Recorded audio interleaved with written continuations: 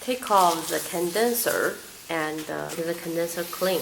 By using some water, you can make it clean enough. Just take every part of the rotary evaporator out of the box.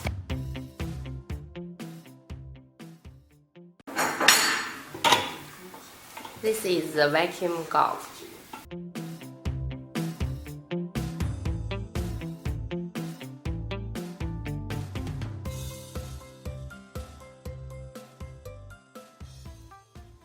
Install the motor. Connect the boiling flask with the glass tube, which is inside of the motor. Now it's the condenser, using the flange and gasket. Now connect the condenser with the motor. Please pay attention to put some vacuum grease in which joint of every joint of the rotary evaporator, such as the joint between condenser and the motor and the flasks with the glass tube. Also the joint condenser connected with the receiving flask.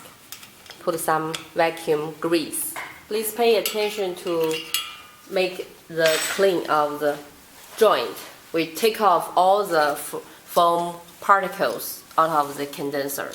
If the foam particle will impact the vacuum degree of the whole system.